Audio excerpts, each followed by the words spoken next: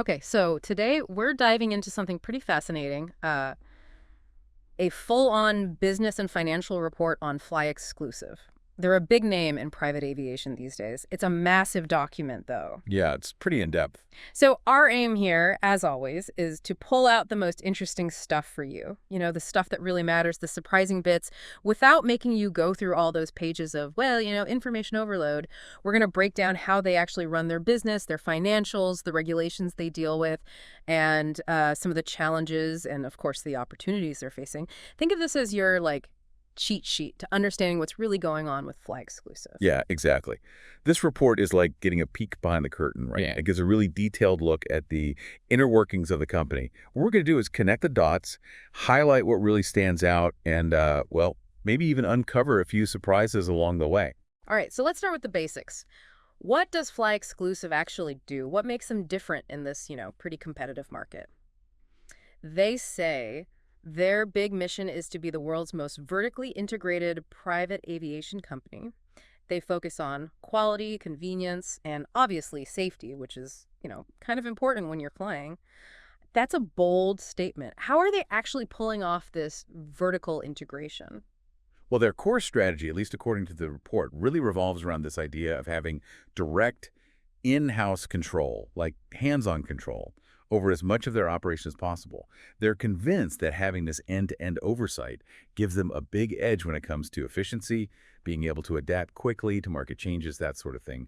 And this control, it really touches a lot of key areas, which we'll get into in more detail. One of the first things that really jumps out from the report is the sheer size of their fleet. Over 100 aircraft owned and leased as of the end of 2024. That's a lot of planes. What kind of aircraft are we talking about here? Oh, they've got quite a diverse fleet, catering to a whole range of needs. You've got the smaller jets, the lighter ones like the Citation CJ3, Honda Jet, and then a whole bunch of midsize and super midsize Citations like the Excel and Sovereign. And then they even have the big ones, the long-range aircraft like the Gulfstream, GVSP, and Challenger 350. And what's really interesting is they really highlight that they're one of the biggest Citation operators in the whole country. That kind of scale gives them a lot of flexibility in meeting different customer needs. And that ties into another point they make, this idea of customer-to-aircraft ratio. They claim to have the lowest ratio among their direct competitors. So for you listening out there, why should you care about this number? What does it actually mean in terms of their business, and for their customers? This is a really smart metric to look at. Having fewer customers for each plane in their fleet means, they believe, they can better respond to what customers want. They can also be more strategic about when they buy new planes and what types they need. The report suggests that some competitors might overpromise on what they can deliver and then end up having to lease planes from someone else. And of course, that could affect the quality of service. So a lower ratio, in theory, means it's more likely that Fly Exclusive will have a plane ready to go when a customer actually needs it. That makes sense. It's about having the resources to actually deliver. Okay, so moving beyond the planes themselves, they talk a lot about this move into in-house maintenance, repair, and overhaul their MRO operations. This seems like a pretty big strategic shift. What's the thinking behind that? And this is where it gets really interesting. Right, it is. Setting up their own MRO capabilities is a major strategic move, and it's got some potential benefits. First off, it means they're not as reliant on outside maintenance providers, which, can be more expensive and sometimes lead to delays. Doing it in-house gives them more control over the schedule, the quality of the work, and that could mean lower operating costs. And here's the really interesting part. Their MRO isn't just for their own fleet.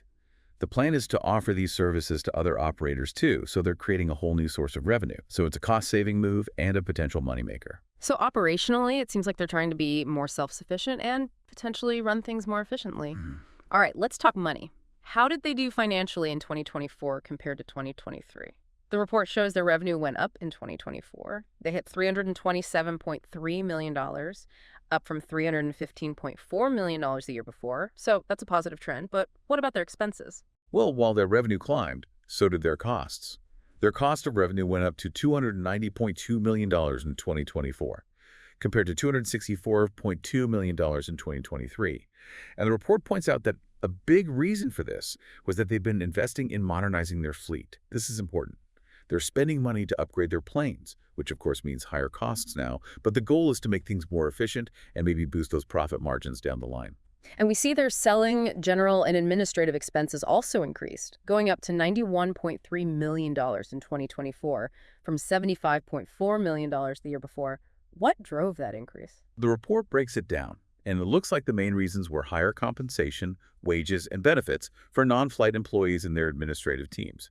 They also spent more on employee training, fees for outside professional services, corporate travel, advertising, and expenses related to corporate leases. So seems like they're putting money into the people and the infrastructure they need to support their growth. Okay, let's talk bottom line. They're still reporting a net loss in 2024, $21.1 million. However, it's a smaller loss than the $46.8 million they had in 2023. So still in the red, but moving in the right direction. What are your thoughts on this trend?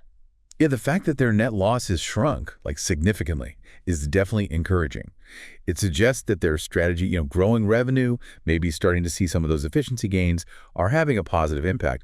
But we have to remember they are still operating at a loss. So they have to keep working on controlling those costs and keep growing that revenue if they want to be profitable in the long run. The narrowing loss, it's good, but you have to think about it in the context of all these investments they're making. It raises the question of, how long will it take for them to actually be consistently profitable? Are their current plans going to get them there in a reasonable time frame, especially in an industry that's so capital intensive? They also give us a glimpse into their cash flow activities. They had a lot of investing activities in 2024, with money coming in from selling assets and investments, which they then use to buy property and equipment and make other investments. Anything jump out at you when you look at these numbers? What's interesting to me is how active they are in managing their assets. It's like they're actively reshaping their portfolio, selling some things off, and strategically investing in others. And you see big expenses like engine overhauls, which are essential for keeping a fleet of planes in the air. The fact that they're generating so much from asset and investment sales shows a pretty deliberate approach to raising capital. And on the financing side, they highlight getting money from debt and making repayments, and they also issued preferred stock. How do these actions impact their overall financial picture? Well, these financing activities basically show that they still need capital, which is pretty normal for a company that's growing, especially in an industry like aviation, where you need so much money up front. The money they've borrowed is probably going towards buying planes and investing in their operations, while issuing preferred stock gives them another way to raise funds. And they're also making debt repayments, which means they're actively managing what they owe. So, all in all, it seems like they're in this phase of actively expanding, investing in the future, but still working towards consistent profitability. Now, a big part of the report focuses on the risks and challenges they're facing. This is important stuff to understand. Let's dive into some of these. One of the first risks they mention is the possibility that they won't be able to successfully implement their growth strategies. Seems pretty fundamental, right? Yeah, it really is. Every company that wants to grow faces the risk that things might not go as planned. Maybe the market changes, competition gets tougher, or they just struggle to execute their own plans effectively. For FlyExclusive, their growth depends on how well their vertically integrated model works, and if they can attract and keep customers in this, very competitive private aviation market. Another point they bring up is their need for more funding to keep growing, but there's no guarantee they'll be able to get it. In a business where things like planes cost a fortune, that sounds like a constant worry. Absolutely. Buying planes, keeping them running, covering all those operating costs, it takes a ton of money. Their ability to get that funding, whether it's by borrowing more, issuing more stock, or something else, and getting it on good terms is going to be crucial for their continued growth. And the report is very clear that there's no promise they'll be able to get the money they need when they need it. And they also highlight the potential for a drop in demand for private aviation services. We saw a big surge during the pandemic, but is there a worry that demand won't stay that high? Well, demand for private aviation, it depends on a lot of things, like the economy, business travel trends, people's preferences. The market's been strong lately. But if the economy takes a hit or people change their travel habits, that could definitely impact demand and, in turn, affect FlyExclusive's revenue. We've also seen this pilot shortage across the aviation industry. FlyExclusive brings this up too. They say losing key people and the limited supply of pilots could hurt their operations and make their costs go up. It's a huge problem throughout the industry. You have to attract and keep skilled pilots and other essential staff if you want to operate safely and efficiently. And when there aren't enough pilots, it can push up labor costs as companies try to outbid each other for talent. This could limit FlyExclusive's ability to grow or even maintain their current flight schedule. The report specifically mentions pilot attrition as a concern. Speaking of personnel costs, they also point to the possibility of labor costs going up in general, which they say is a big chunk of their operating expenses. Like we talked about with the pilots, labor costs in this industry, they can change quickly, and they're a major expense. If wages and benefits start going up, it will definitely affect their profitability. Let's move into regulations now. This is a heavily regulated industry. The report really stresses the importance of FAA oversight and all their different FAA certifications. What really stood out to you about this whole regulatory landscape? Following the FAA's rules is absolutely essential for any airline, and FlyExclusive has a bunch of key certifications. They've got an air carrier certificate, an operations specification for on-demand air taxi operations, and a repair station operator certificate for their maintenance work. These certifications govern, like, everything. Their safety standards, maintenance procedures, how they run their flights.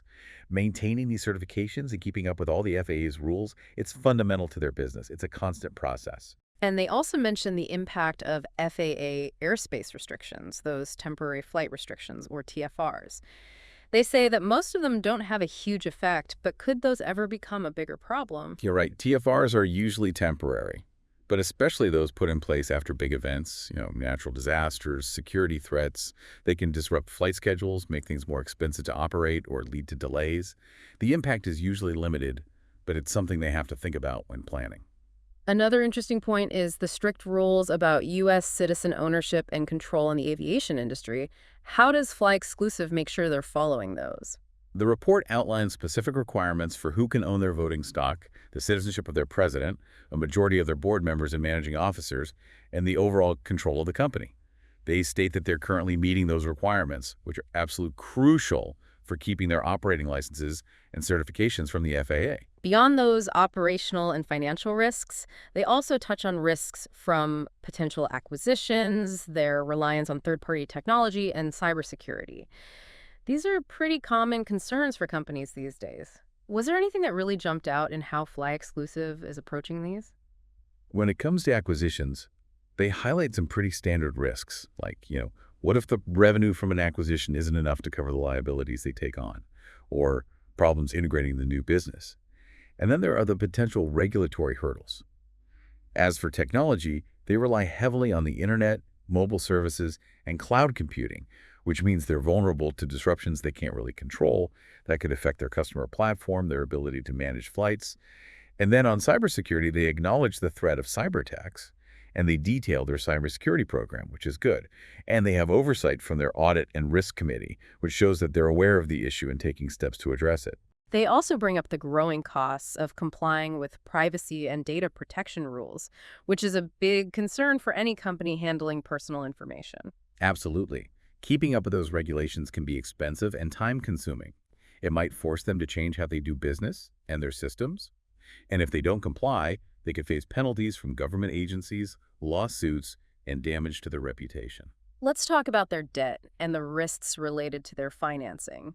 They mention the possibility of not having enough cash flow to make their debt payments and potential limits on their ability to access capital markets in the future. Right, it comes back to their need for capital. Can they manage their current debt and get more funding on good terms? It's vital for their long-term financial health and their ability to keep growing. They acknowledge that several things could potentially limit their access to capital markets when they need it. There's also a section on the inherent risks of flying planes and how important it is to maintain a good safety record. Safety is absolutely essential in this business. There's no room for compromise when it comes to safety in aviation. Any accident or incident, even if insurance covers it, can have really serious consequences. You could have injuries, loss of life, property damage, legal issues, and it can really hurt their reputation and make customers lose confidence. They have to maintain a strong safety record through solid safety programs and ongoing training. That's crucial. They point out a pretty specific risk, which is the ending of their agreement with Wheels Up. Apparently, that was a big source of revenue for them in 2022 and 2023. This sounds like a major development. Wow, that's a big chunk of revenue. It must have been a real shock to the system. What's their plan to make up for that loss? It's a big revenue stream, for sure. 24% of their total revenue in 2023 and 22% in 2022. Losing that agreement will definitely impact their finances, and there's no guarantee they can replace that revenue as they hope. And to make matters more complicated, Wheels Up has sued them over the termination. The specific types of aircraft they fly could also be a risk. If the FAA or the manufacturers put operating restrictions on certain models, that could have a big negative impact. Yeah, they have a diverse fleet, but it's made up of a limited number of aircraft types. If there are regulations or directives that restrict using one or more of those types, it could really mess things up, disrupting operations and hurting their financials. This one's a bit unusual. They mentioned the concentrated voting power of their CEO as a risk. What does that mean for the company and the other stockholders? As of March 14, 2025, their CEO owns a lot of both their Class A and Class B common stock, which gives him a lot of control over shareholder votes. That includes things like electing the board of directors and making changes to the company's governing documents. This concentrated control could lead to decisions that are in the CEO's best interest, but not necessarily in the best interest of other shareholders. It also might make it harder for someone else to take control of the company. It's like, because the CEO has so much voting power, he pretty much has the final say on most important decisions. So some of the usual checks and balances that protect smaller shareholders in a publicly traded company, they don't really apply here. The report also mentions that they found material weaknesses in their internal control over financial reporting. That sounds pretty serious. What were the main areas where these weaknesses were? Imagine a company trying to bake this elaborate cake, but they've got a recipe that's all messed up and not enough experienced bakers in the kitchen. That increases the chance that the final pate, in this case, their financial reports, is going to be a disaster. Right, they identified several key weaknesses. First, they need more people with the right accounting skills. Second, they found problems with making sure there's enough separation of duties in their IT systems, the systems that handle their financial reporting. And lastly, there were issues with how they design and maintain their overall IT controls. These kinds of weaknesses make it more likely that there'll be big errors in their financial statements. One last risk they bring up is the risk of not meeting the listing requirements of the NYSE American Stock Exchange. They even got a warning letter in 2024 for late filings. What could happen if they don't keep their listing? Well, if they don't meet the NYSE American standards, they could get delisted from the exchange. And if that happens, and they can't get listed on another national exchange, their stock might end up being traded over the counter. And that usually means a lot less trading volume, which isn't good for investors. It could have other big negative consequences for the company and its shareholders. Okay, that's a pretty thorough rundown of the risks. Now let's switch gears and look at some interesting operational and strategic things from the report. Let's start with their deal with Volato. What's the main point of that agreement? So the Volato agreement, it's a 12-month deal where some of the people from Volato are consulting for FlyExclusive, mainly on things like software development and sales. And FlyExclusive has a non-exclusive license to use Volato software. On top of that, FlyExclusive is managing Volato's flight operations, sales, and expenses. But the planes, for now, are staying under Volato's FAA operating certificate. They also mentioned the CARES Act and the potential risks of not following the rules for the financial help they got through it. Right, the CARES Act funding came with conditions, things like limits on executive pay and ongoing reporting requirements. FlyExclusive believes they're following all the rules, but if the Treasury Department disagrees, they could be penalized. They might have to repay the money with interest, and that could hurt their finances. They talk about transactions they've done with related parties, things like preferred stock purchases and other deals involving people or companies connected to the company's leaders. What's important to understand about these? Well, it's worth noting that some of these transactions, especially those involving preferred stock, involve parties connected to the company. The report says that the audit committee of their board of directors reviewed and approved these deals. And this committee, it's made up of independent directors, people who aren't directly benefiting from the transactions. The full board also approved them, with any interested directors abstaining from the vote. This all emphasizes the importance of transparency and independent oversight when a company is doing business with related parties. We touched on the lawsuit with Wheels Up earlier. Besides the fact that they're being sued, does the report offer any more context or insights into this? It basically reiterates that Wheels Up is suing them for breach of contract, claiming that FlyExclusive broke the agreement when they ended it. Wheels Up wants money to cover their losses, plus their legal fees. FlyExclusive says they had good reasons to end the deal because Wheels Up, they claim, didn't hold up their end of the bargain. It's an ongoing legal situation, and the outcome could have a real financial impact on FlyExclusive. We talked about cybersecurity governance before, how the Audit and Risk Committee oversees that. Anything else to add on their approach to cybersecurity? Well, it's a good sign that the Audit and Risk Committee of the Board of Directors is responsible for overseeing cybersecurity risks and gets regular updates from the CFO. It shows that this is being taken seriously at the highest levels of the company. They're working to make cybersecurity part of their overall risk management framework. They also have a stock incentive plan. What's that for, and who can participate? The 2023 Equity Incentive Plan lets the company give out different kinds of stock-based awards, things like stock options and restricted stock. They can give these to employees, board members, and consultants. The plan reserves 6,000 shares of their common stock for this. The main goal is to motivate key people and align their financial interests with the company's stockholders. It encourages them to help the company succeed over the long term. The report briefly mentions some important accounting policies where management has to make significant estimates, like how they figure out fair value measurements and how they recognize revenue. Why is it important to focus on these? When they're figuring out things like the fair value of financial instruments and assets they might sell, and when they're recognizing revenue, which can be tricky with their membership and fractional ownership models, management has to make assumptions and estimates that can have a big impact on their reported financial results. These policies are crucial because they involve judgments about the future, and different assumptions could lead to different numbers in their reports. So they need to be reviewed regularly, and management has to be careful with their judgment calls. Okay, let's look a little closer at their capital structure. They've issued different types of warrants and preferred stock. What should our listeners know about these things? Think of warrants like options to buy the company's regular stock at a certain price in the future. Preferred stock is a bit different. It comes with perks, like getting dividends before common stockholders do. They can issue these things to raise money, but you have to keep in mind it can also dilute the ownership stake of existing shareholders down the road. That's right. They have public warrants, private placement warrants, and penny warrants. These basically give whoever holds them the right to buy shares of their Class A common stock at a specific price within a certain time.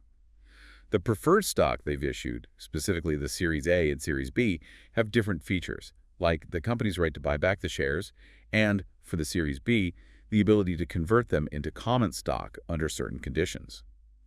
These instruments can have a big impact on the company's future capital structure and how much existing common stockholders' ownership might be diluted. The report also talks about their lease obligations. Given their business, I'm guessing this is a pretty big financial commitment. Yeah, they have both operating and finance leases, mostly for their planes and for real estate, like hangars and offices. These leases are major financial obligations that they have to manage carefully. And for their plane leases, they don't just have fixed payments. They also have to contribute to engine reserve programs and cover other variable costs that come with using the planes. They've also got some variable rate debt and a senior secured note that's held by a related party. What are the key things to know about their borrowing arrangements? Well, they have a substantial amount of debt with interest rates that go up and down with the market. So if interest rates increase, their expenses could increase too. The senior secured note, which a related party holds, was supposed to be paid off in December 2024, but they changed the terms and extended it to January 1st, 2027. This note also has a rule about the loan-to-value ratio of the collateral. Basically, if that ratio gets too high, they might have to make early payments on the loan. These debt obligations mean they have to make regular interest payments and follow the rules of the loan agreements. We already discussed the CEO's significant ownership and voting power. Is there anything else to mention about who owns the company's stock? As we said, the CEO's ownership and voting power are a big part of their ownership structure, and that has implications for how the company is governed and how decisions are made. And lastly in this section, there's a brief mention of the merger that created the company's current structure. We don't need to get into all the details, but is there something key to take away from this in terms of understanding the report? The merger was a big deal.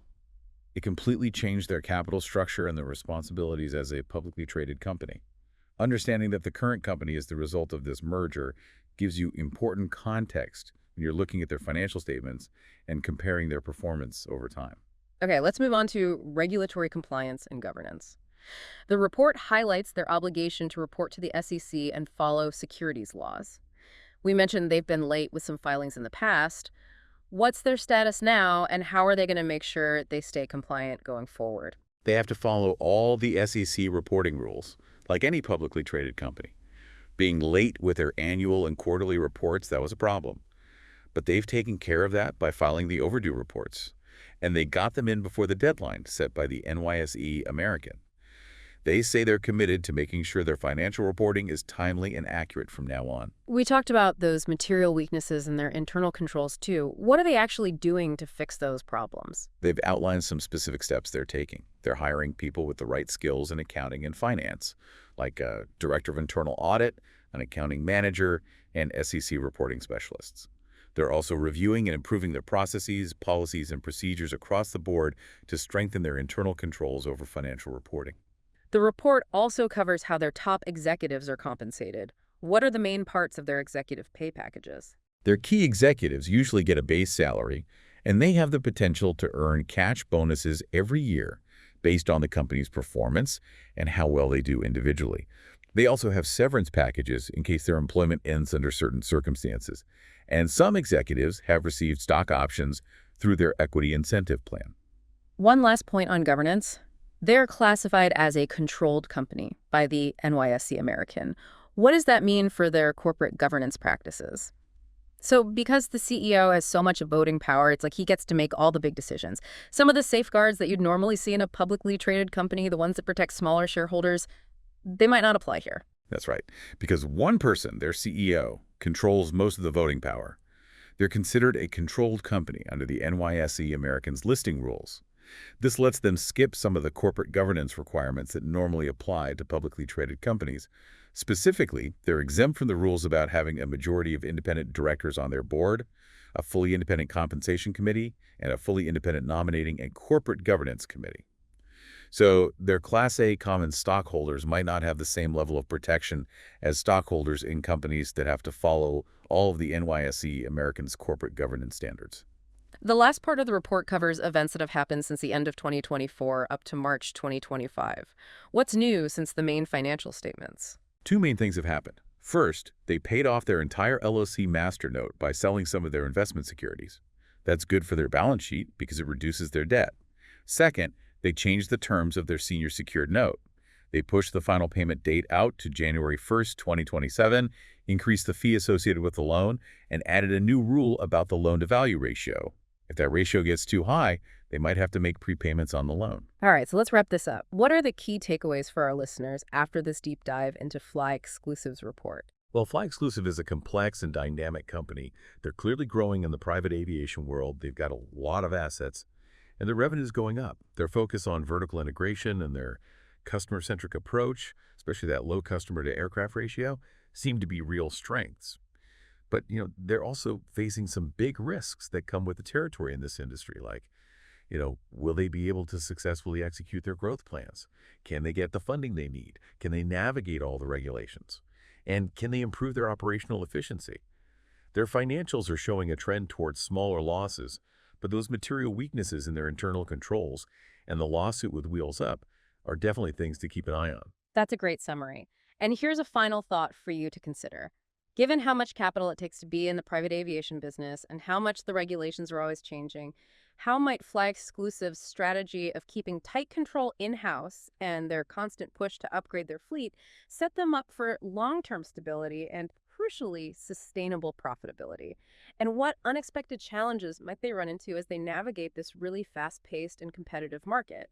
This report, even though it's huge, gives us a solid starting point for diving deeper into their strategies and how they're positioned in the market. Thanks for joining us for this deep dive.